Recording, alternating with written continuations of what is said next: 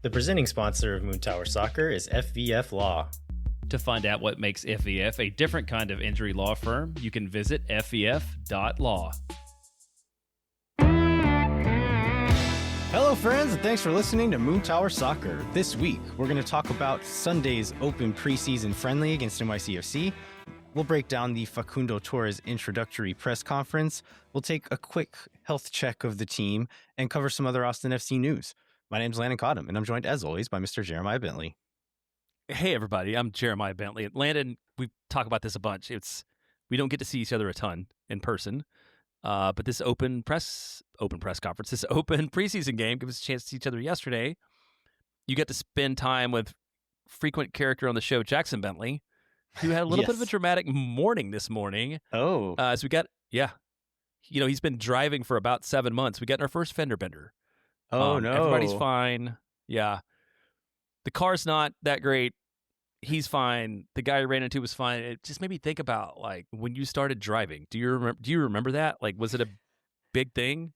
Well, I was going to say, I don't have kids, but I imagine as a parent, when giving advice, you are often drawing from your own experiences to give advice about driving. But I think we've talked about this before, and I think your and my driving experience is fairly similar, where in such a small town, you are just de facto allowed to drive when you're in high school. And so I started driving when I was 14. Yeah, me too. And that is not the case in Austin, Texas. So it was very much so he's pulling out to go left onto a major road. The only thing I remember from defensive driving is you look left, then you look right, and then you look back left, just in case somebody's around the corner. He did the left, the right. He did not look back left, and somebody was coming around the corner. So I'm just hoping we'll see when we get our next insurance bill, like what the financial effect of this is. I feel like maybe what was the guy, Tiger King? This is financially ruined me forever. Maybe what this does, but I feel like it was a low. Like a low burden learning experience for him. Like, he'll get through it. I think he'll be more careful and smarter driver going forward, and he's fine. Well, this is preseason. This is when we learn from our mistakes and get better. Yes, and he will hopefully do that too. All right, should we dig into the news of the week here, Jeremiah? Yeah, let's do that. Let's start by talking about, we're going to do the whole opening segment on this match on Sunday. So Austin loses 2-0 to New York City FC in front of, would you say that's a sparsely attended? Yeah, I would guess. For a lot of reasons, but what did you think about sort of the crowd? Well, first of all, I want to say season's over. Let's call it quits. Sell everybody. Start rebuilding right now. Absolutely. Or preseason's a lie. Yeah, exactly. Which new soundboard clip?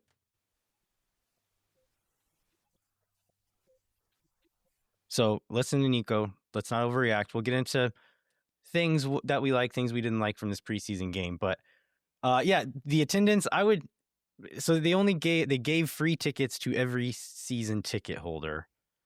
I was expecting it to still be about half full because it's something like 75% of the stadium is season ticket holders. So most of the stadium had tickets. But then anecdotally, the day before the game, I heard people saying that some people didn't know the game was happening. Like, they just didn't know about it. And so never checked their email, never checked their SeatGeek account, and didn't show up. But I would guess maybe 20% full. Does that sound about right? That seems about right. And I think the weather probably, if you were on the fence, had something to do with it. If you had a family, had something going on, it had something to do with it. I only bring this up because I hope that sort of the lack of attendance doesn't prevent us from being able to do this again in the future. Because it was a pretty cool thing to go from basically nothing in the stadium to like the open training last year to having a preseason game this year. And hopefully it let them get through some of the, the run of show, the game day stuff, the stuff that they do to prepare for the season. So I would hopefully look forward to, in 2027, getting another opportunity to be inside and do the same thing. Yeah, I mean, they didn't open the press box. There was only a handful of the vendors open. So I imagine they still came out ahead on it. So I don't know that it was like a thing they're taking a bath on because attendance wasn't great. But who knows? But yeah, it's still fun to get in there, get a look at some of the new guys. And we'll talk about kind of what we learned from it. Because, again, Nico is right. Preseason is a liar. But there's still things we can learn here. And I was running into people in the concourse. It was like, again, not quite the first game vibes, but a little bit like that, where first day of school, seeing some people you hadn't seen in a while, walking around the concourse there. And a few people asked, like, what are you expecting? Like, what should we see today? And I just kept telling them, like, I'm going to be looking for some structural stuff, but I'm not expecting to learn much about 100% of what this team is today. So it's like, I'm going to be focusing on a few individuals, some of the new guys. Where's this guy playing? How did this guy look? Stuff like that. And then basic structure of like, what shape is the offense in? Where, like, what kind of role are certain people playing? And I think we did learn some from that. So I think it's a success on that front of just learning some stuff. But then I think as far as like what the team did on the field, I think like 2-0 probably doesn't do it service entirely. And I think Nico got into that in his press conference a little bit, which we can cover in a little bit. Yeah, I felt the same way. Like, I felt like we didn't get any stats or anything, but like Austin looked somewhat dangerous in attack, and so there's a lot of encouraging moments there. So let's just get into the lineup, which that was kind of the first thing that I wondered about, is what we would see in terms of, would this be totally rotational or some of the things we've seen in the past. I feel like this is effectively maybe the best 11 given available players to Austin because of injuries and things like that. The best 11 given that there's 5 or 6 starters unavailable on the day. Right. So this is Stuver, Gallagher, Heinzike, Bell, Rosales, Dubrsarski, Pereira, Alastuey, Nelson, Taylor, and Fodre. So what is this shape, Landon? Yeah, so I saw I saw many takes, many attempts at putting a title on this shape. Where I ended up was two different shapes. And I think this is I guess like one of a few terminology checks we'll do during this show, where a lot of people are used to playing FIFA or like seeing the lineup at the beginning of a game. You can only put one formation up on there in most of these situations. And so that's the way in the past we've talked about these things. I think in modern soccer, you almost have to talk about it in 2 shapes, your defensive shape and your attacking shape, because they're almost never the same thing anymore. And so defensive shape was a straight up 4-4-2, fairly simple, where Rosales is playing left back, Gallagher is playing right back. You got your line of 4, which was Nelson, Pereira, Dubrsarski, and Robert Taylor, and then Alastuey and Fodre were the kind of front pressing line in that line of 2 up front. The attacking shape was significantly different. I'm going to call it a 3-2-2-3. And we saw Wolves last year. We saw a little bit of this, so longtime listeners will recognize it from then. But this was a shape that was popular like in the 30s, like when football was kind of becoming the modern version of itself, and then disappeared for a long time. And it's kind of back now. Like a lot of the biggest teams are using some variation of this, where you have an attacking 5 and a defending 5. And so you can call it like a WM, whatever. I'm going to say 3-2-2-3. And so the way we got there is Joseph Rosales from his left back position pushed high into the attack and was the widest and highest attacking player on the left side most of the time. John Gallagher, the right back, would shift into a back 3. And so he would stay deeper most of the time. And so you had that line of 3, then Pereira and Dubrsarski in the deeper line of 2, Alastuey and Robert Taylor, who is floating in to that inside channel from the left wing as that next line of 2. And then the front 3 was Rosales, Fodre, and Jaden Nelson. There's, of course, a lot of rotation and movement within that. But if we're giving a general shape, that's what I was seeing there. Seeing the names also reminded me, what do we think about CJ Fodre's haircut? I'm glad he got it cut, but I'm not a huge... I think it's better. It's still not good, though. Okay, do we agree with that? There's got to be something else we can do with your hair, CJ. Well, we'll leave that to Swoon Tower. Okay. Um, well, you talked about Rosales pushing high, and this is something we heard in the post game. Do you just want to get into this now, sort of like where he's been in training and why he ended up where he did? Yeah, I'm pretty confused actually. And I Okay. think there's some like terminology things, and I think that's a thing I will try. Hopefully, I'll be able to go to I'm hoping they'll have a media availability this week, and I'm hoping I can go. That's something I would like to clarify and like say Nico, like tell Nico, like, hey, can we get a terminology check and like make sure we're speaking the same language here? Because he said that Rosales had not been playing fullback in training at all this preseason. He's been playing as a winger. And so, referring to what Rosales was doing in the first half, he was saying that's not what Rosales has been doing in training. In the second half, when we see some subs come on, I think it was then, did Coleman just came on at halftime, right? Yes. Yeah. Okay. So in the second half, Colemanich took over that role. Rosales pushed up into Robert Taylor's role. And so you can say he was playing quote unquote winger, but in the attack, he was floating inside and almost playing as like a dual 10 across from where Alastuey was on the other side. And I think he was still there at this point as well. But that's kind of what I want to know is like, is that where you've been playing Rosales is like quote unquote winger, but actually he's playing attacking midfield more or less. That's the part where I'm like, oh, I don't really know what we're talking about here or where you've actually been playing him. But the fact that Nico says he hasn't been playing fullback all preseason is interesting. I'll say that word. Yeah. Well, I think that's one thing that I took out of this overall. It's like it seems like a pretty narrow team at this point with the way they line up. They don't seem to use a lot of depth. Everybody wants to play inside, even the people that are nominally wingers or nominally like wing backs. Like everybody's making a run to the middle, which seems like it might get really congested when we get to real games. I mean, I kind of liked seeing that because there's how often in this team's history have we seen nobody be in the middle? And we're just playing that horseshoe shape back and forth. No diagonal passes inside, no runs across the middle. So that's one of the things that I really liked about this game. Not necessarily the narrowness in and of itself, but the willingness to play to the inside and to play passes into like risky passes to the inside and do some passing rotations. And some of our most dangerous moments were because one of those tins, Alastuey or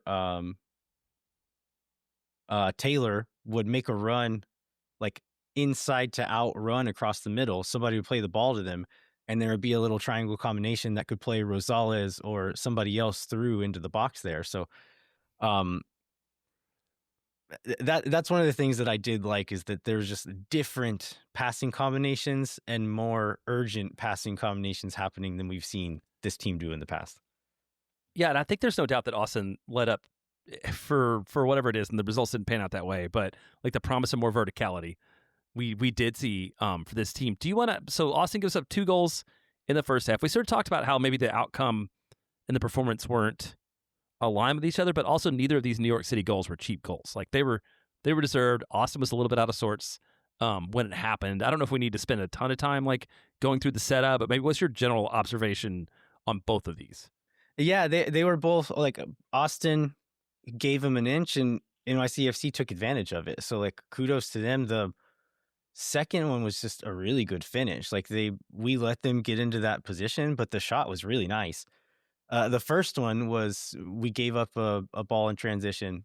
John Gallagher chases a player into the midfield from like instead of retreating into his right back position, he chases the player with the ball through the midfield. He drops it off to Maxi Morales, who turns and is completely unmarked. And so their fullback runs into the space Gallagher left behind. And I don't know. I'm not putting blame on Gallagher. I don't know what he was supposed to do there. So maybe that was the instruction he was given. Nelson, who would be the guy like, okay, you see your fullback taking off. You need to get back into that position and cover for him. And he's a little late to do that. And so Morales plays a ball over the top into the hole that Gallagher left. Nelson didn't get there quick enough. That player pushes into the box, cuts the ball back.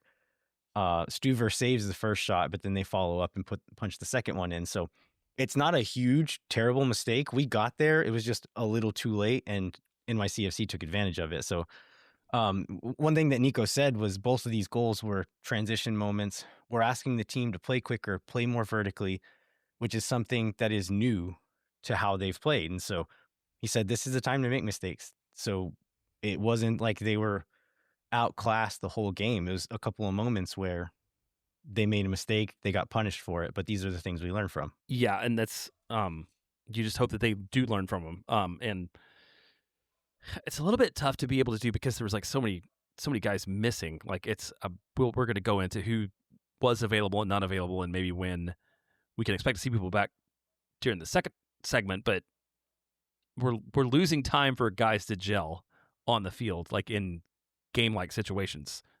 Yeah.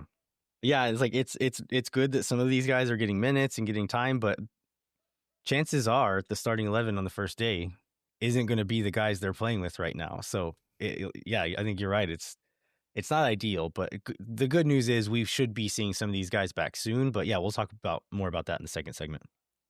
Okay, we get to halftime. We get Sean Kolmanich, Gary Beater, Ilya Sanchez, and Sapovic in. Taylor, Bell, Pereira, and Dubrsarski out. I mean, I guess the good thing is like we have competent MLS level players to bring in, even with guys being injured, in this. So like, there's not a big drop off from Austin. I don't know if there's like not a big improvement either. Like Austin didn't suddenly look a lot more dangerous, but good to see all these guys get some minutes. Yeah, for sure. So like I said, Kolmanich was playing that role Rosales did in the first half. Biru was playing as a center back because of a lack of center backs in the team, which Nico also said was kind of a last minute decision because of Djordjevic not being available. So it seems like he wanted to play Biru as a fullback and wasn't able to because of availability. So that was interesting to learn as well. But we got to see those guys for a stretch, and then 60th minute, we got even more changes. Brad Stuver subs off, which is kind of weird to see. Like, you just don't ever see a goalkeeper get subbed off. They wanted to get Damien some minutes, so Damien plays the last 30. And then Jorge Alastuey and Gallagher come out. They send on Damien Loss, Irvin Torres, and Riley Thomas. And then more subs at 75. They take off Fodre, Heinzike, Nelson, and Rosales, and they bring in the gang of second team players with Vladan Chutu at striker, Chuy Moreno as center back. I think Moreno is 17, 18 years old. Micah Burton, they put him in, I can't remember exactly what position he was playing. One of those front four guys, though. Maybe like as the 10 where Alastuey was playing. Mo Badawia, who's also 17, 18, has mostly played with the academy, has made some appearances with the second team. So all those guys come on. I don't think any of them like played so well that we're like, get these guys on the first team now. But they all held their own. That's kind of what you want to do, is just get them the experience, get them the minutes in a pro environment. Yeah, and I was looking at one point. Jackson and I were sitting with our friend Greg and Jeanette, and do you think that at some point Ilya had more MLS appearances than the entire rest of the rest of the roster maybe put together? Like, it was kind of cool to see Ilya out with the babies, and like he was like coaching him up on the field, like treating him like equals. But I'm sure at some point he looked around and he's like, wait, I'm older than three of these guys put together. Yeah, that would be some interesting math to do if any listeners want to do that, but. That's what you want, though, right? Is you want guys like that to be next to them. If you send out an 11 of 18-year-olds, then who's learning from that? So right. If you have Ilya next to you saying like, hey, Micah, in this situation, maybe be here instead, or Mo, whenever I played you this ball, receive this direction instead. Like, that's great. And I think that's how these guys are going to learn, is by playing next to guys like Ilya. Yeah, and he was for sure actively doing that, which I was happy for him to see, and him not be like, I've done what is it, like the Danny Glover in Lethal Weapon? He's like, I'm too old for this shit. I've done this too long. I don't want to be a part of it. So, yeah, he was definitely encouraging the guys. So it ends 2-0. Let's maybe talk about who impressed you or disappointed you coming in. I'll just start with Jaden Nelson. I know nothing happened, but he looks dangerous. Like, he looks like a guy that's going to be an exciting player. He looked like a guy. There's spots where he was like demanding the ball and didn't get it, and he was annoyed with people. But I like to see his like drive, and his ability to be creative in the attack. Yeah, he's a fighter. Like he just the hustle that I saw was something really encouraging. I think there's some moments where maybe it wasn't as dangerous as we'd like to see as far as like being a player or whatever. And the way Nico talked about it in the post game presser, just reading between the lines, I think the way he was talking about it was like, yeah, he did pretty good today, but the way he arrived at preseason training, the way he's kind of carrying himself during training, asking questions, clearly wanting to learn as much as he can. He seemed impressed by Nelson overall. So that was kind of my takeaway from this game. She was like, he wasn't amazing, but I can see why he's dangerous and why we paid for him. And also that once you get him playing with not Jorge Alastuey and whoever, like John Gallagher on that side, if you put Mikael Dessler and Owen Wolf and whoever else playing in that triangle around him, you could see that becoming quite dangerous. What about John Bell? I don't feel like I have an opinion on him either way, but I wasn't watching him as closely maybe as I should have been. Yeah, without being able to do like a rewatch, I don't want to give like a super firm opinion, but I think there's one moment where he was a little clumsy on the ball and almost gave up a dangerous spot, but made some good dangerous passing, like playing the ball upfield. Looked like he like I knew he was a good athlete, but just seeing him like make some recovery runs and cover some ground, like I liked what I saw of him in that regard as well. So I think with all three, like Rosales, Nelson, Bell, I don't know that I'm necessarily like stock up or stock down on any of them, but my takeaway from this limited viewing is, okay, these guys are who we thought they were. I think that's a perfect summary from what we've seen, and obviously we'll see them a lot more, going forward, and maybe have a different take. But yeah, nobody just blew the world away. Okay, so I'm gonna go on to somebody who I think was fairly impressive, and that was Alastuey. In his time, being an Austin FC 2 guy, and a guy wearing, what was he wearing? Number 30. I thought it was also weird that the New York City FC guys had their last names on the back of their shirts, and the Austin FC guys didn't. I don't know if you noticed that part of it. But also not all of the New York City guys did. There were some players who didn't have a part. name. Okay. But I guess they didn't want to look good. Put the names on there for a preseason game. I don't know. They didn't want to waste the time or the letters to do it. But Alastuey had a good game. There was a few moments where I thought he would receive the ball in the middle and was carrying across the field and like didn't read the game quite quick enough and maybe let a play pass him by when he could have tried something and maybe cracked the defense open a little bit. But overall, he looked like he belonged. Like I don't think you would have said, "Oh, that guy's clearly a second team player." Like he looked like he fit in the game. I think it's the best thing you can say about him, for sure. And then another guy that looked like competent. I want to say something about Alastuey real quick. So in the post game press conference, somebody asked, like, "What is your plan for him? Is there a chance you could give Alastuey a first team contract?" And Nico, I don't know if this was a diplomatic answer saying like, well, everybody has a chance until the preseason's over. So he has 3 more games to prove himself. Maybe that's what he meant. And he just meant everyone has a chance, but he didn't rule out Alastuey being on the first team. And we'll talk about our, the number of international slots we have, but we do have some to play with. And so it would be an option to throw him on a supplemental spot and use one of those spots on him just because we have them. So it's not usual, like a typical move to use an international roster spot on a supplemental player. But since we have him and he kind of plays a role that we don't have a ton of players in, maybe they would. Yeah, why not? And I feel like that is different than the way that he talked. He answered those same questions about other players last year that were internationals that maybe like people were asking about. And he's like, there's a lot of factors at play here. And he had a sort of a different take. One other guy that I thought looked pretty good was Nico Dubersarski. Thought he had a strong game. I mean, I was sat next to Chris Wellhausen for a bit of the game, and he was asking, like, what's your take on Dubersarski? Like, what is his ceiling? What do you think he can actually become a real MLS player? And I was saying, like, physicality-wise, and just like kind of mentality wise, he seems like he's the kind of guy who can do it. And like, remember, he was starting in the Argentina first division as a 19-year-old and like kind of running their midfield as their ball winner. So as far as like, yeah, the physical capabilities, the mental capabilities, like I think he can do it now. Like he's there for a lot of it. Where I need to see him grow is being able to be a bit more dangerous with the ball, not just receive short pass, play another short pass, but to look up the field, split a line, like beat defenders with his passing. He did that sometimes in this game.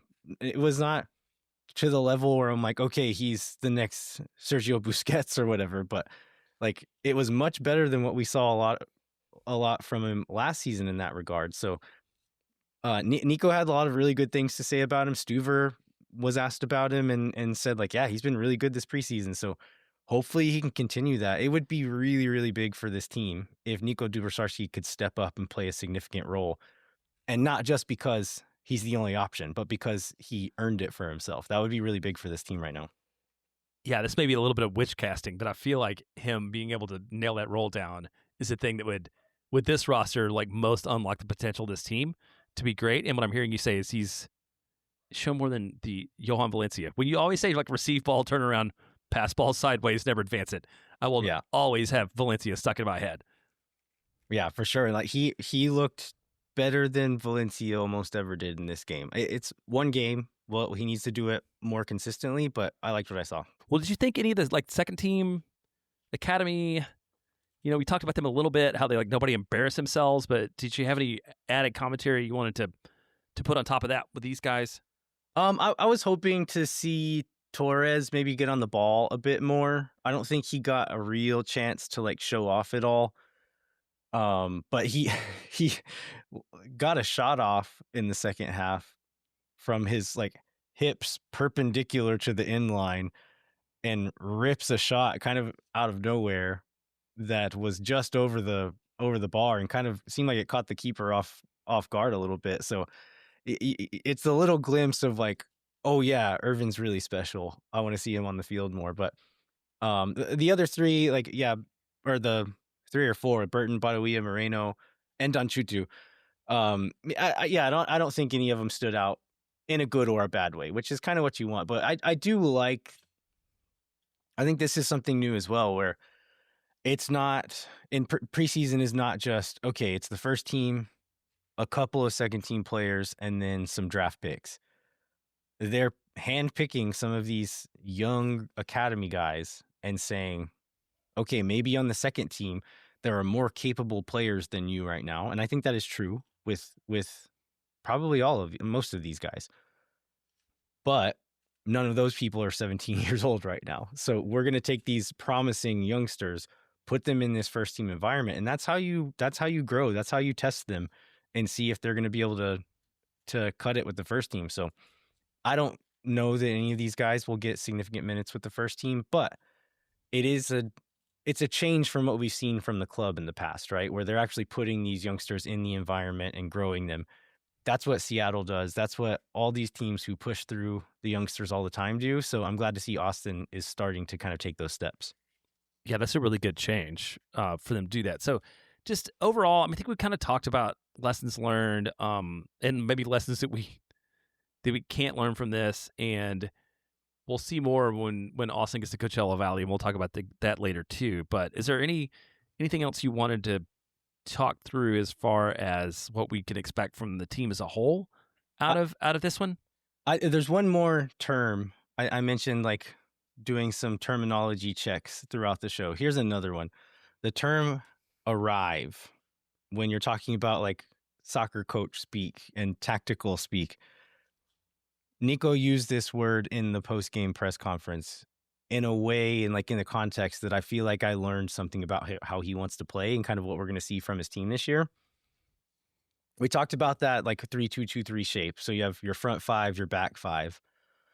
And the back 5 is, we talk about rest defense. Like when you're attacking, that back 5, your players in the rest defense shape are the ones that are responsible for, if you lose the ball, those 5 guys are responsible for covering that counterattack and making sure that that team doesn't beat you in behind and hurt you going the other way.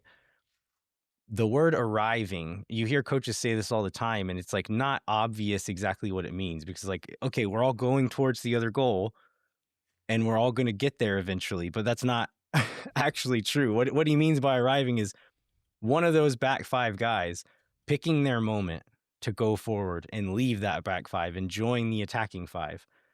And so that can look like a fullback overlapping or one of those midfielders making a run and crashing the box. And so Nico is talking about one of those back five choosing their moments to arrive, quote unquote, arrive out of this shape, but not just one of them. It can be any of them.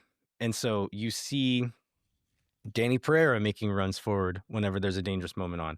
You could see Dubersarski do it a couple times. You would see, we talked about John Gallagher he was staying really deep in that attacking shape a lot. But there's a couple of times where there would be a ball played up that right side, and he would see that that flank was on and Nelson was cutting inside. He would take off and he would make an overlapping run. And so when he does that, it's someone else's responsibility to drop back into that rest shape and cover for him. But that's what Nico is saying by arriving, in that, like, there's going to be flexibility as to who has the freedom to go and do that, which I think gives some dynamism to the attack while trying to stay responsible, but also thinking ahead of who's going to be on the field with our best 11. Gallagher can do that overlapping thing, but when you think about Mikael Dessler, maybe staying deeper in that back three as we build up, but then having the freedom to push forward into midfield, do an overlapping run when he sees a gap. I think that suits him really well. I think it suits Biru really, really well. When he was playing center back, you would see him push into midfield and rotate with some guys there. Rosales can do that really well. So we have some players where we have this structure, but then give them the flexibility, the freedom to, when they see a dangerous moment, to time it right, go try to get into the attack, and trust that you have a structure that will allow for you to do that. So kind of quickly, I'm super interested in that. What kind of triggers are in place, or like how do you perceive that so that you don't have 9 guys in the attack? Because everybody reads something and like they all, like half the back five comes forward. Like what are there like specific game states, or is it like a player's intuition, or like what do you think it is to give somebody permission to be one of those people going forward and trusting that somebody else is going to fall back and it's not going to be 3 guys that all decide to rush forward at the same time? Yeah, I think it can be a little of all of those. I think first and foremost, it needs to be intuition and just players being able to read the moment and know that, like, okay, this is risky, but there's enough danger or enough potential danger for me to do this, like as far as like creating offensive danger, attacking danger, that it's worth it right now. And so it's that intuition of knowing that part. It's structure from the coach as well, like maybe working on some triggers of, okay, Gallagher, you're playing this right center back role, but if you see this pattern in front of you, or you see this defender, like Nelson carries this defender inside and you see a gap there, go. And then also part of the structure is, if you're the backside fullback, or if you're someone else on the field, I don't know, it could be any number of things, but if you see John go from that center back position, you got to drop in and help cover that rest defense shape if he's gone. And I think part of it is also just chemistry and learning people's tendencies. If you're one of those midfielders, you're one of the opposite side attackers, and you start to learn, like, okay, Jaden cuts in this way with the ball, John takes off, I need to drop in, and you'll learn those tendencies over time. So yeah, I think it's intuition, structure, and then just learning how your guys play. Yeah, that reminds me of one more thing that was interesting with the sort of sparse attendance is you could hear guys talking on the field. Yeah, that was cool. Which is always fun. You could hear them calling. So it's not necessarily just always intuition, but some of it's just like verbal direction that you could hear some of that, that you see, if you play enough like rec league soccer or whatever, you with the same people, you get the chance to sort of communicate with each other, but it's always cool when you can hear that communication. Yeah, and Ashley was asking this, and I'm curious as well, is like, on a proper sellout at Q2 with the South End going crazy, how much of that can you actually hear? Can you actually hear? Yeah, that'd be interesting. All right, I think we've covered this enough. So we're going to take a break. We'll come back and we'll talk about some of the guys who are missing. So maybe if you haven't been paying super close attention to preseason, you're just now starting to check in and you're wondering why Uzuni and whoever else didn't play in this game. We're going to kind of do a health check and let you know how long those guys are going to be out, when we can expect them to integrate back into the team. So hang tight. We'll be right back with more Moon Tower Soccer. When no one is around.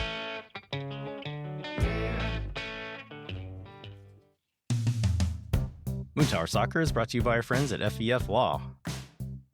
FEF is a different kind of personal injury law firm dedicated to community, transparency, and client education. And they have their own podcast called Summary Judgment that you can check out wherever you get your podcasts. You can go to FEF.law to find out what makes FEF a different kind of injury law firm and why understanding your legal options can dramatically change the outcome of a case. Once again, that's FEF.law. Amplify Credit Union is a member-owned financial cooperative that served the needs of Central Texans for over 5 decades. As a credit union, Amplify has no shareholders or parent companies. That means more of your money stays in the community. Amplify has been the home of fee-free banking since 2022. Their free checking accounts come with 0 overdraft fees or minimum balance. That means Amplify's fee-free checking accounts help you get more mileage from your everyday spending. Amplify membership is open to any Texas resident. Learn to trust your bank again at Amplify Credit Union. To learn more, go to www.goamplify.com/moontower-soccer.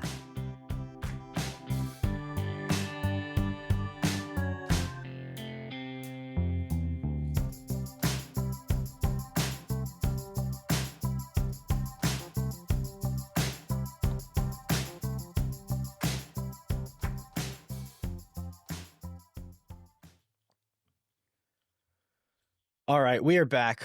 We are going to dive into Facundo Torres' introductory press conference and talk about some other Austin FC news. But first, let's go back to this first preseason game. Quite a few guys missing for this one. So, like we said in the first segment, if you're just kind of checking in on the season, haven't been following the ins and outs of everyone who's missing, who's hurt, who's off doing whatever else, and is just now coming back, we're going to go through all these guys and let you know what's wrong with them, what's going on, and when we can expect them back. Yeah, let's start with, and a lot of these guys were there, right? A lot of these guys were making the rounds in the stadium. In the building. Yeah, in the building, but not dressed and not training. So I think from somebody we expect to see back, we've talked about a little bit, is Samirtu Uzini is nursing a little bit of a thigh injury, didn't play this week. My impression from what Nico said is that we could probably expect to see him back on the pitch in Coachella Valley and not even waiting until the first match. Does that sound right? Yeah. After the game the other day, that's exactly what he said. And that it would probably be limited minutes in their first game on Saturday in Coachella, but that he expected him to be available. So I was seeing some consternation or some confusion, or like maybe that, okay, Uzuni's not training, not playing. Is something going on? Is there some holdout? Are we going to sell him? Are we going to buy him out? What's the deal? But if you're watching Austin FC socials and this kind of thing and paying attention to the press conferences, I think there was enough clues there to say that like he actually is injured right now. Yeah, he is. And he's definitely a part of it. It was we had this weird moment where there's a photo of all of Austin FC's DPs in puffer jackets, not anywhere near the field. Which doesn't make you feel great, but they've all got their own reasons for not being there, and I don't think that we need to overreact to any individual one of them. Yeah, I think if I did have any doubt, there was a social media post from either the team or from Uzuni. Somebody posted it. Vasquez has been pretty active on Instagram, but it was the 3 DPs like juggling the ball around to each other at training, which says like, okay, we know Vasquez isn't training with the full team during game situations, so he's off to the side. I've seen pictures of Vasquez and Uzuni like stretching or doing something together off to the side. So, and then Torres, we know he's just got here and is training and just started training. So if you put all that together, it's like, okay, these guys are there. They're doing part of training, but not doing the full training. If Uzuni was on the way out or there's something weird going on, you would expect that he would just be invisible right now, right? But instead, he's showing up with pictures with the other in pictures with the other DPs. So like that was like, okay, I think this is real. He actually is nursing an injury. Right. And let's go to Torres next. And I guess part of this Torres thing is probably just like he's brand new, but he had a little bit of a knock too, right? Didn't Nico say that? Yeah, that was being reported in Brazil as well during the like lead up to him being transferred, was that he hadn't been training with Palmeiras either, and said that there was like a small thigh injury. And so that, I think I might have said this on the show last week, but I was thinking like, okay, there's an injury that keeps you out of preseason, but then there's also like, oh, I'm negotiating a contract with a new team. Right. So I'm quote unquote injured. So I'm just going to hang out for a second and not play in this game. So I wasn't sure which one of those it was. It seems like Nico said it again after the game the other day that he is nursing an injury for Palmeiras, but seems like on a similar timeline to Uzuni, that Nico expects them to play in the first Coachella game on Saturday. Again, limited minutes, but that's great news to hear that it's not going to be 2-3 weeks and he's missing the first game. It's like, no, he's probably going to play this weekend. Yeah, and so then we go to Owen Wolf. Wasn't there, had the sports hernia surgery. Probably not going to see him at Coachella. Maybe not for he seems the one that's the iffiest for the first match, but it's still, again, it's like nothing super serious, and we're going to get a mostly full season on Owen Wolf, if not a full season. Yeah, Nico said in the post game about him that the timeline is as they expected. He's going to go to Coachella and start training some with the team in Coachella, but will likely not play. And then I think as far as like game time, yeah, probably the timeline is still up in the air as far as, is it the first game? Is it the second game? Is it the third game? Who knows? But to hear that he's on track to start training next week, that's great news.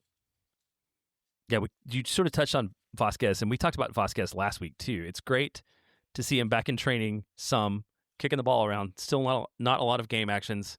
Got himself a new tattoo. I think last week too. I saw on his Instagram, and still, I know his target was against Miami on April 9th, and we haven't heard anything to suggest that his timeline is anything different other than that. Yeah, the company line has been April, which is a good timeline from when the injury and the surgery was. So it seems like everything's on track for him. I'm sure we'll get more precise information as we get closer to April, but that's what they're still saying is April. Yep. So we got, we sort of talked about what Djordjevic wasn't in. Flu, I think, was his reason. Yeah, they just said Nico said he woke up with a fever, that he was sick that night, woke up with a fever, called and said, hey, I can't come. They had to make some changes to what they were going to do in the game plan, but that seems short term. I would imagine he'll be back and ready to go to Coachella with the team. Cool. And then Dessler's the one. I actually didn't read this one. What's the story on Dessler? I think in the post game, Nico said it was sobrecarga, overload, just like working too hard. Which is a very Mikel Dessler thing to do. It is. It seems like he's kind of good for those a few times a year, right? Where he comes into preseason, misses part of preseason, and then probably get hurt at least once this year, which I really hate, but it kind of seems like that's a trend for him. Maybe that's why they're resting him too, is because they know that he's had injuries over the last few years. And so, okay, he's feeling anything wrong, shut him down right now. We're not playing him against NYCFC. Don't let him overdo it. It's like my younger corgi will chase a tennis ball until she drops dead. If you don't, eventually you just have to stop throwing the ball and bring her back inside. So yeah, so I don't remember if he gave down a firm timeline on Dessler, but didn't act like it was anything too serious. Yeah. And then I guess the last one, and we can talk about why he was out, is Svatak was not there, and that is because he got his green card.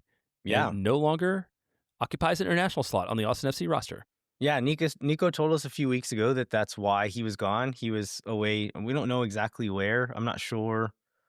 Maybe you would normally guess they're in their home country doing that. Not sure if he went to Ukraine to do that or if it was somewhere else taking care of it because of what's going on in Ukraine right now, but was away working on his green card. We got official word a few days ago that he got it. We also got, I think, a post from his wife saying that they were back in Austin a day or two before that. So he's been back has the green card. We'll talk about implications for that after this, but he didn't play. I think he trained 2 or 3 days and just wasn't ready to start playing yet. So I think will go to Coachella. I don't know if he'll play in the first game or not, but he's back, healthy, ready to go. Just needs to get into match shape before they start playing him. Yeah, there's nothing. Doesn't seem like there's anything to worry about on that one. Yeah. So we did get this news that we got his green card, leaving Austin with 2 international slots open. Still no seniors. Man, I thought one of the things that was most interesting in this press release, and I guess I knew this, but he started 26 matches in 2025. I didn't realize he was that much of a nailed-on starter for Austin FC last year. Yeah, I feel like most of the ones he missed too were because of international duty.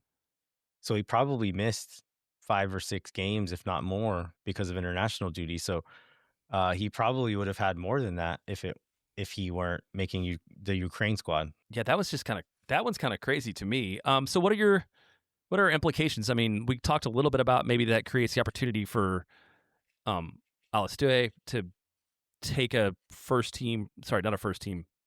supplemental contract and use one of those. There's also always the possibility that Roto flips that extra spot for some amount of GAM. But if you were going to predict what happens with these international roster slots that Austin has available, what do you see them doing? Yeah, well, let's backtrack just a second. The second one is available because of Jader Obrian. I think the last time we talked about Forget that. was it looked like because of social media detective work, it looked like he was gone. He wasn't going to come back to Austin, but we weren't sure how. We were hoping for a transfer to be able to get a little money out of it. We got word, I think the day the Moon Tuesday, Tower curse, the day right? the show, The day the show comes out again. Yeah. That they bought him out. So they paying off the rest of his contract, which is just the rest of this year. Every team gets 2 of those per year. So it's not the most dire situation where I guess we really did need to get rid of him, right? We need to get rid of him one way or another because we had too many senior roster players. Yeah, there are 21 senior roster players and so at that point.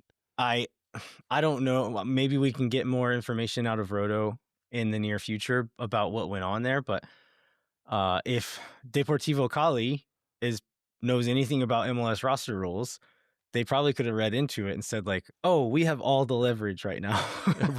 Right. Yeah, there's nothing at all that Austin could do to force the hand because like they needed to get rid of him. Cali didn't need to buy. Yeah, so maybe they figured that out. Whatever happened, Austin FC bought out Obrian's contract. He's gone, which opens up senior roster spot, which makes us compliant senior roster spot wise, and then gives us this additional international roster slot. So back to the international roster slots. We have 2 of those. We're talking about Jorge Alastuey. If Roto decides like, okay, we're not going to do anything with one of these international roster spots, looking even forward to the summer of like what the plans are. We don't have any plans for this one. Maybe then they would give that spot to Jorge Alastuey. I don't expect that to happen right now. I think because of how flexible it is to bring up second team players, if you need to bring up Alastuey, you can do it several times and even play him a couple of times if you needed to before bringing him onto a first team contract. I think the way I understand it is because he's international, you do have to have an open international roster spot to even do that. I could be wrong, but I think that is true. So having that spot open would still allow you to move him back and forth between.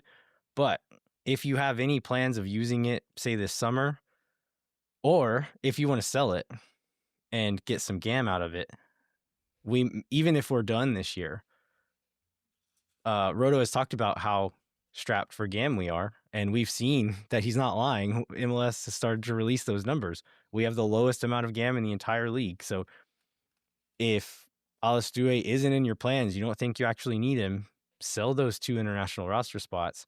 And even if you're not going to use that GAM this year, you can roll it over to next year and use it then. So that almost seems maybe like the most likely scenario is trying to deal those spots, unless they have plans for them this summer and want to hang on to one of them for then. Yeah, and dealing those spots too, probably they're more valuable in the summer when other teams are in a position of like needing, because they've got a deal in progress and they're in a position of needing the slot. I feel like you can get more out of it then than you could get out of it right now. You could also deal it for half a season, right? Wasn't that in Yeah.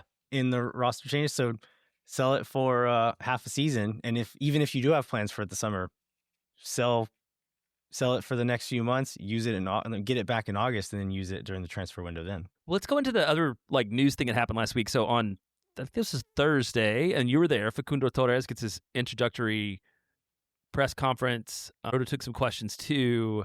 Like, what was your take on this whole event?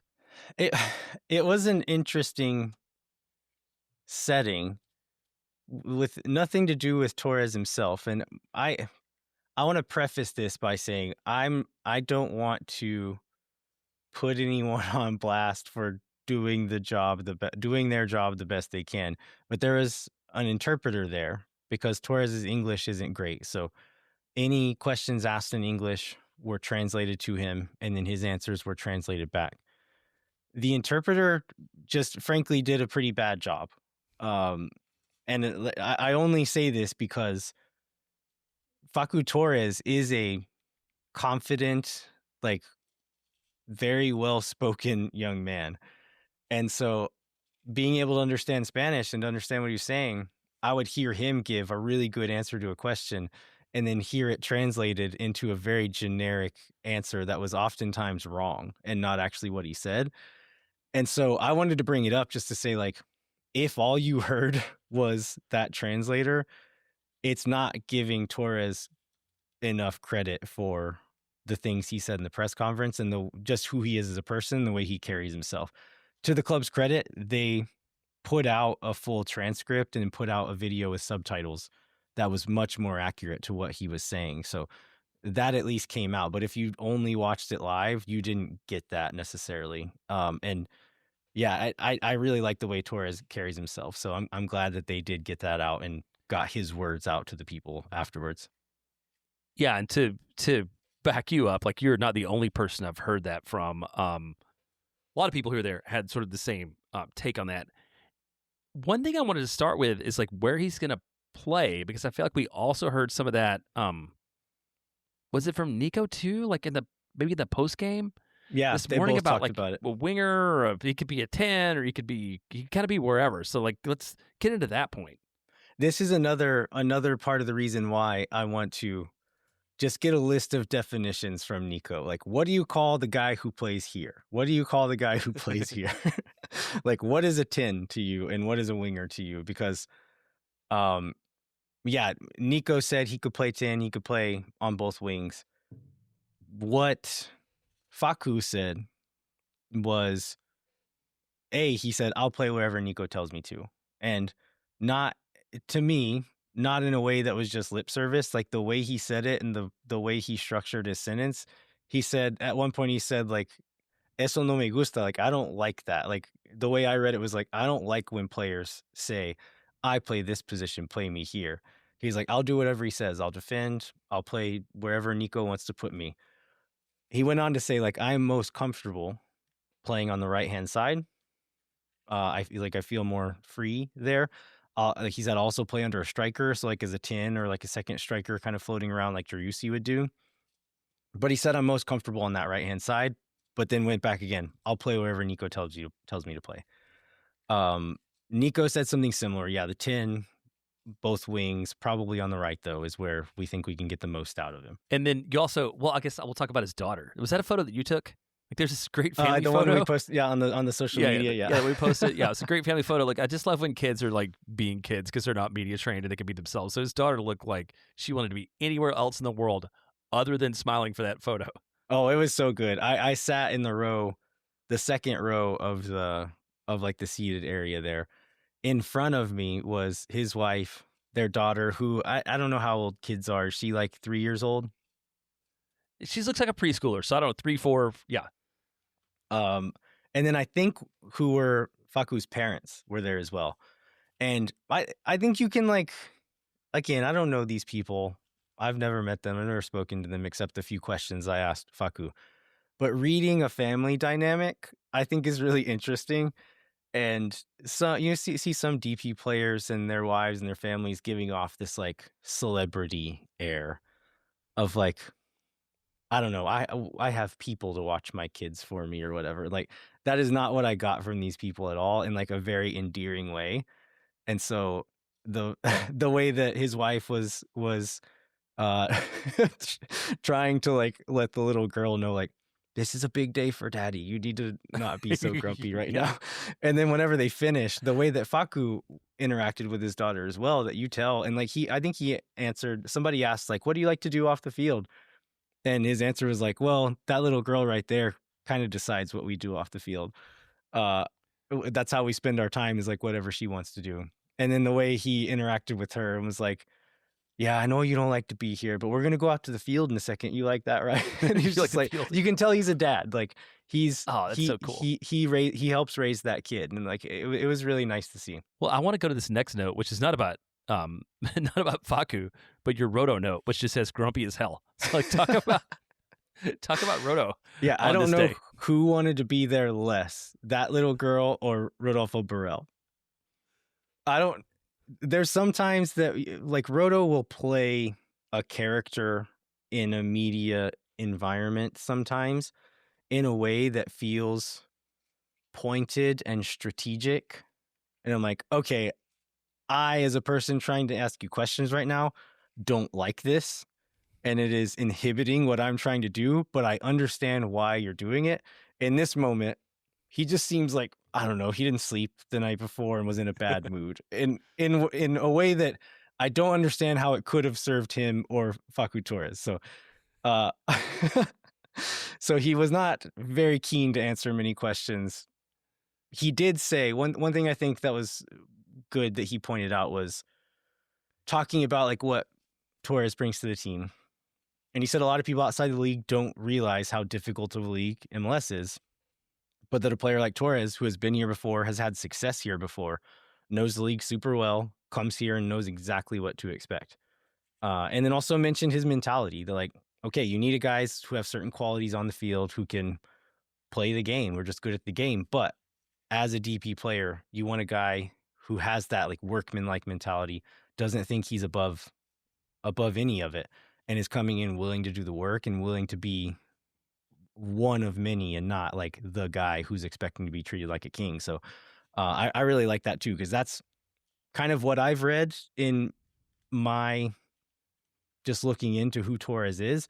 To hear Roto say that as well, I think it matches up with what I've seen elsewhere. Yeah, I think when we talked about him last week, I've just got this probably overly optimistic viewpoint about what he's going to do and how he's going to fit into the team and maybe how he's going to amplify the parts to be more than the whole. And one of the other things I was looking at is he's like 4 months older than Danny Pereira, or maybe 6 months or something like that. Just Yeah. the amount of things he's accomplished on the soccer field, and then like the stuff he said about like his family just makes me really excited about what he can bring to this team, but not in a like real showy kind of way, but like in a results oriented kind of way. Yeah, and someone asked him, like, I think it was Alex Sanabria from We Are Austin TV. We should bring this up. That was his last press event with We Are Austin TV. He is moving to Spain. He's a medical doctor and has been working on getting his degree recognized, essentially. And got that finished all his courses, and is moving to Spain to start working in the field in which he is qualified. And so, super happy for him. I don't know how much time you spent around Alex Jeremiah. Really good dude. Really added a lot to kind of the Austin FC press corps. So we're really gonna miss him. But Alex asked this question of like, what's the difference in the player that played for Orlando and the player that is coming to Austin FC now? And Facu essentially said like, I've learned and grown a lot. And essentially, what I read from it was that he believes he's a better player than he was than when he played for Orlando. So there's a lot. We'll get into some like the opinions of like the greater MLS community of Austin FC signing Facu Torres, but a lot of that is assuming he's going to be the exact same guy he was in 2023, 2024. Facu believes he's a better player than that. I hope he's right and that he's a better player than he was in 2023. Well, I do want to add, and I'm glad you brought Alex up because I've been thinking for the last few weeks we should find a way to acknowledge that. He is. I haven't spent a ton of time with him, not as much as you have, but super good dude, super thoughtful, super helpful, just in kind. Just to me, we've been in press conferences together, and do you need this? Can I help you with that? Can he just so I'm so happy for him, and also it's a loss for all the rest of us that he's not going to be around covering this team too. Yeah, I always knew that if I can't go to a midweek media availability, I know that Alex is probably going to ask the questions that I wanted to, if not better ones. And so that will definitely be missed for sure, alongside just him being a good dude. All right, let's go ahead and take the last break, and then we'll come back and cover a little bit more of the Austin FC news. All right, hang tight. We'll be right back.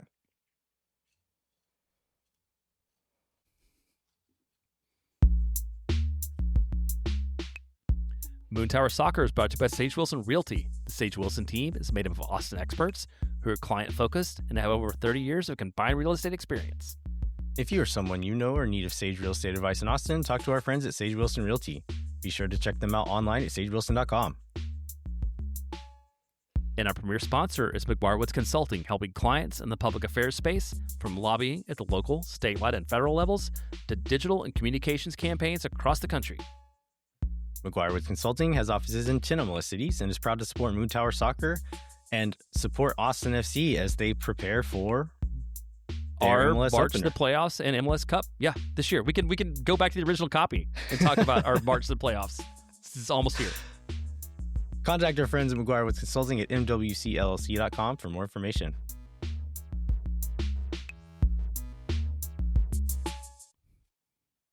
All right, we are back. We're going to talk about Austin FC's secondary kit being for sale now. We'll comment on some thoughts from Soccer Wise's over-under show that they did with Matt Doyle this week. But first, let's start off with previewing a little bit of the Coachella Valley Invitational, which will start this Saturday. Yeah, so we'll go through the matches themselves. So this Saturday we get St. Louis City, so that one will have been in the rearview mirror by the time we record this show next week.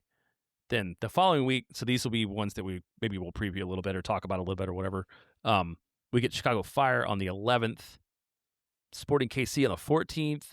I don't remember where I read this now, but I believe St. Louis and Sporting KC will be televised, but Chicago will not because Chicago did not want to split the cost of the broadcast. Or not. I shouldn't say televised. I should say streamed. So we should be able to watch maybe a couple of these. Yeah, I haven't seen the part you're talking about, but I do remember two of them will be available to view. One will be behind closed doors, which I think has been the case with a lot of these Coachella things. And I think they've usually been just streaming on YouTube, right? Or on the club website. Right. Yeah. You're probably not going to be able to see them on Apple TV. And maybe this is just the blame Greg Berhalter for everything narrative.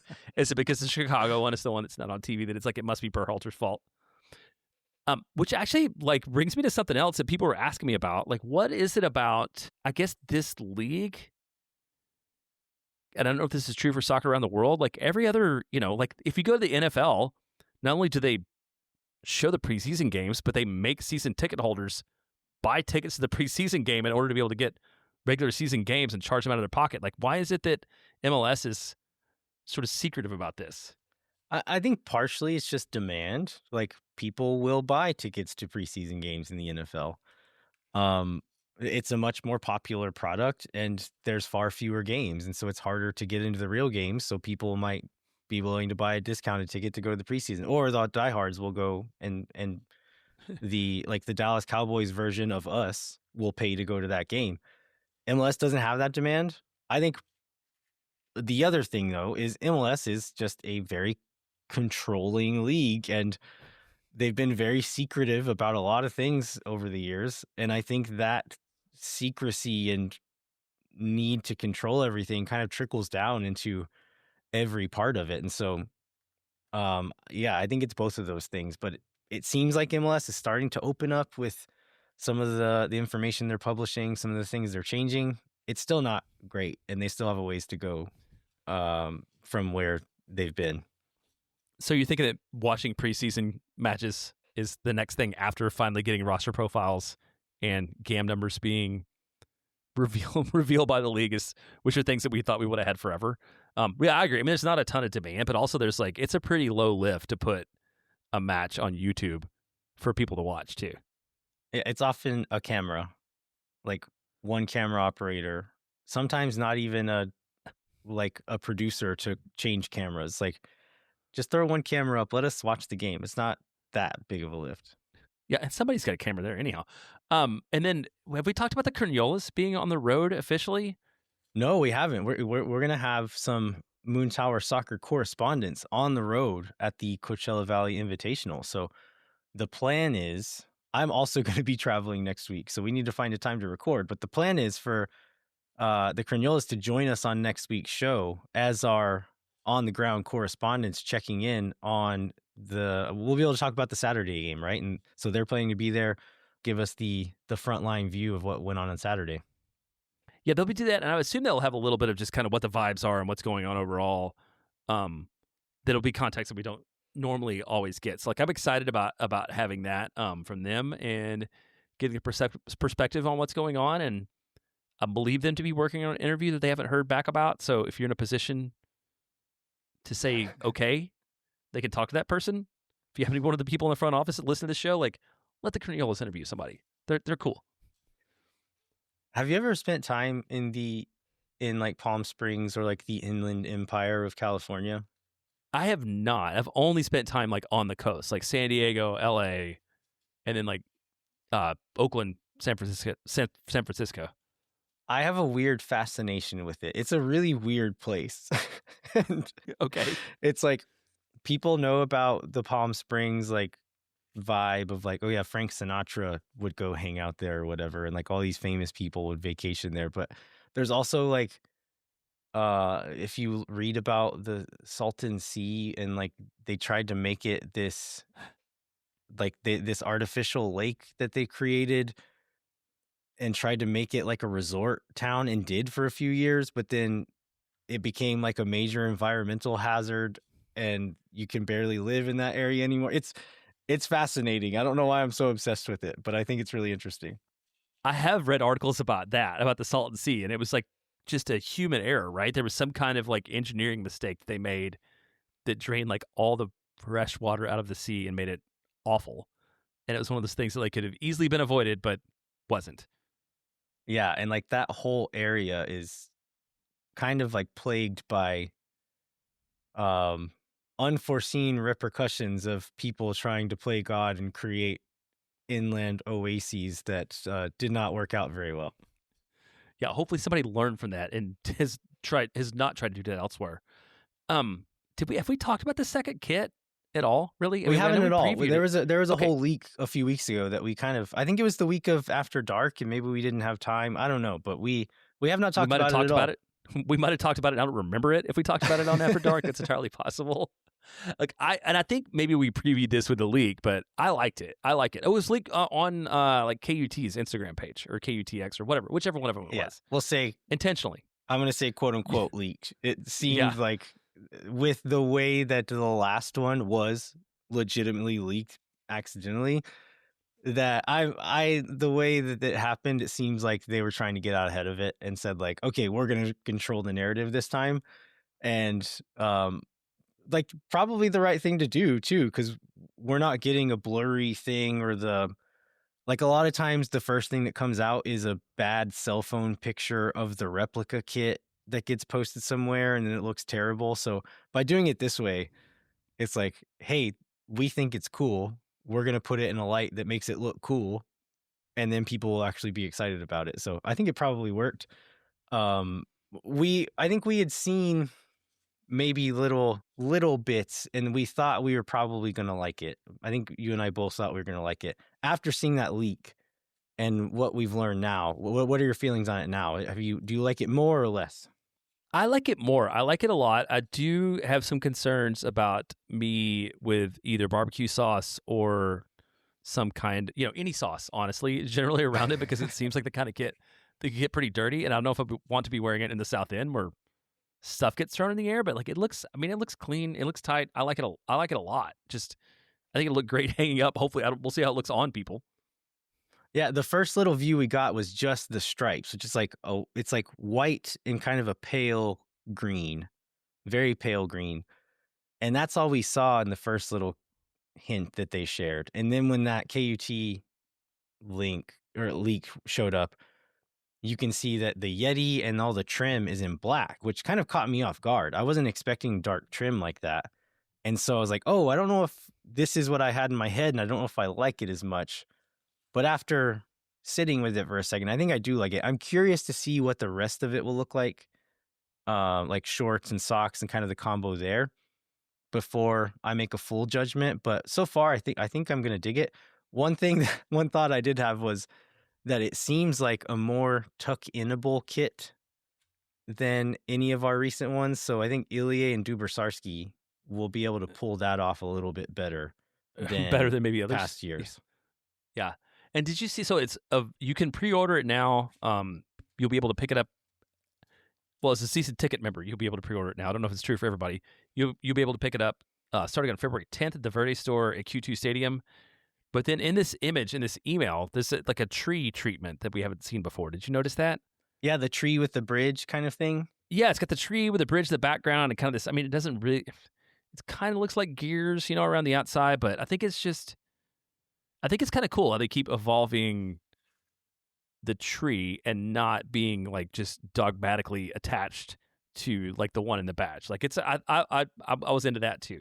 And then implementing like Austin iconography into every kit. We had the Moon Tower one on one of the shirts. We had the armadillo. We're getting the tree and the bridge on this one. So yeah, I know like a lot of people think it's kind of lame that the way they do it.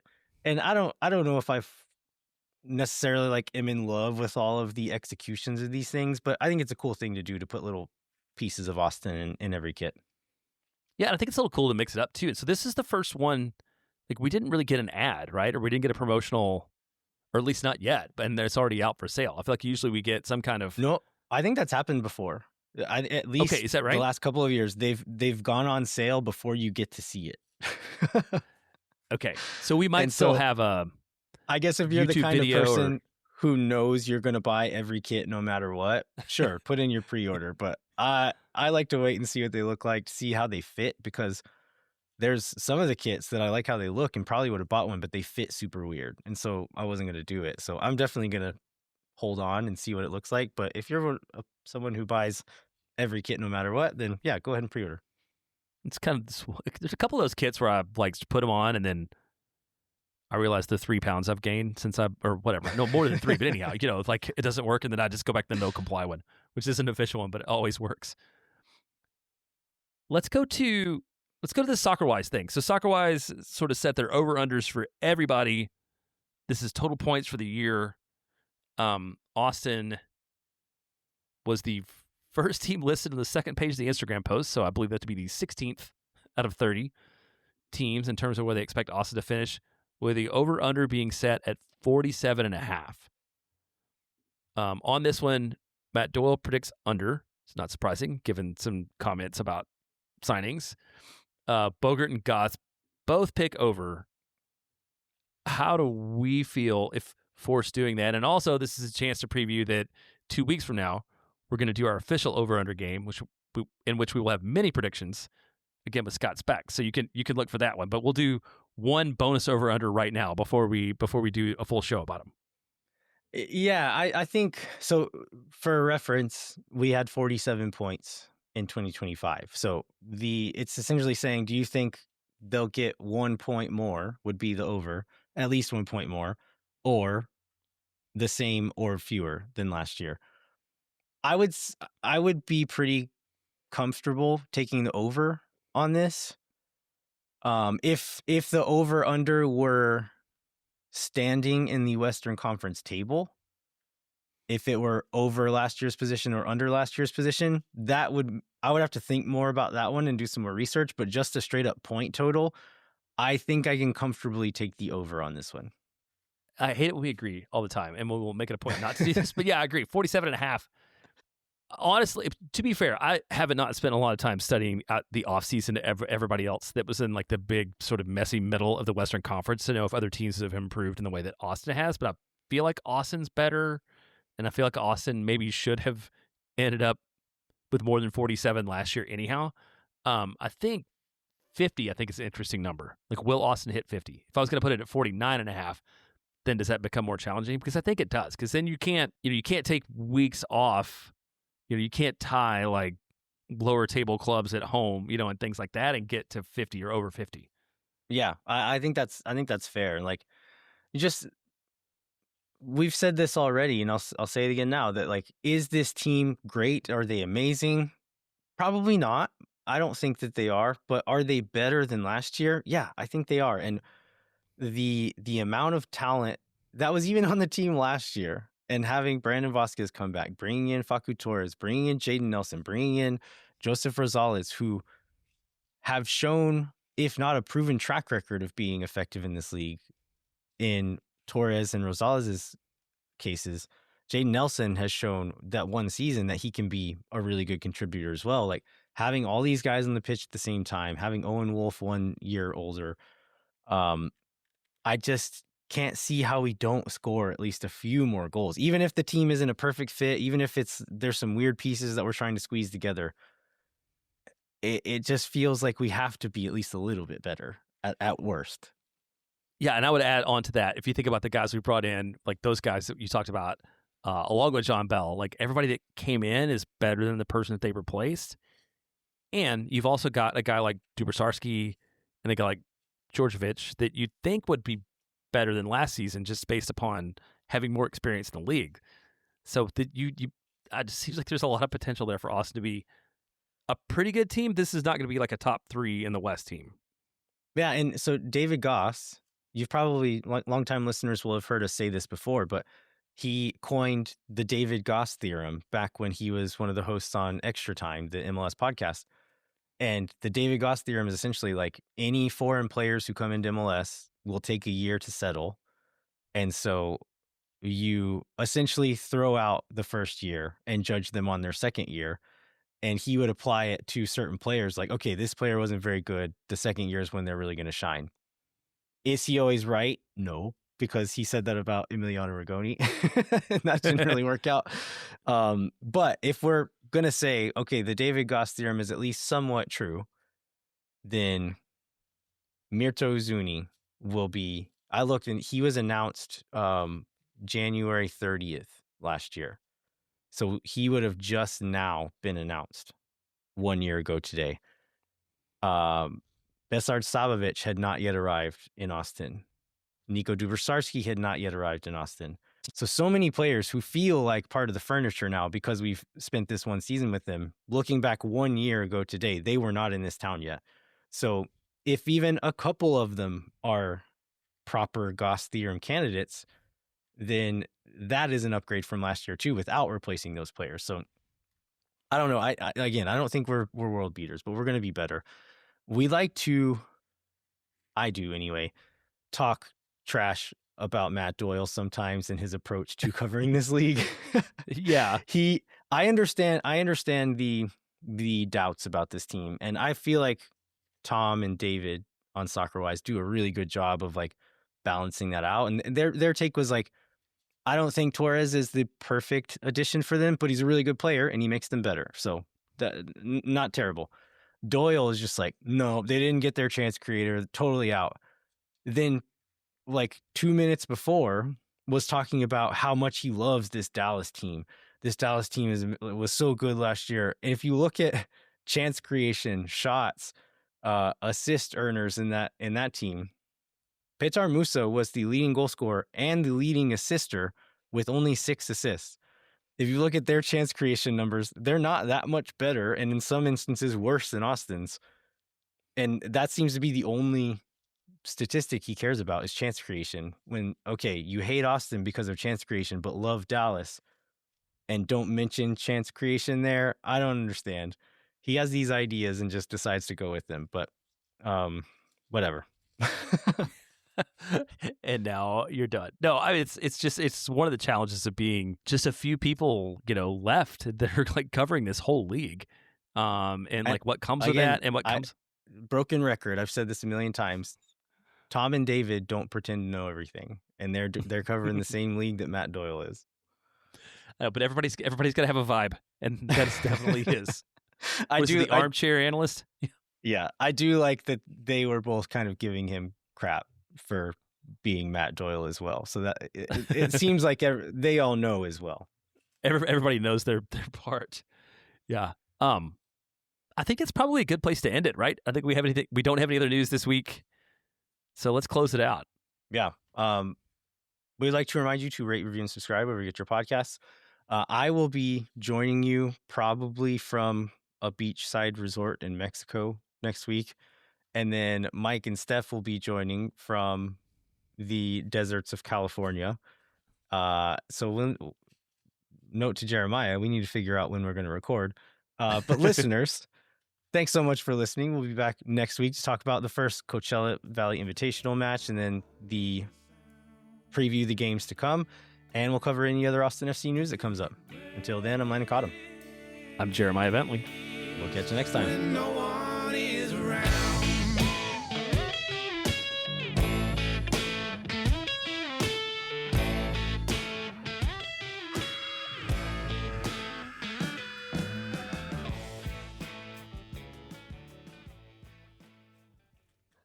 Think for nothing, you never.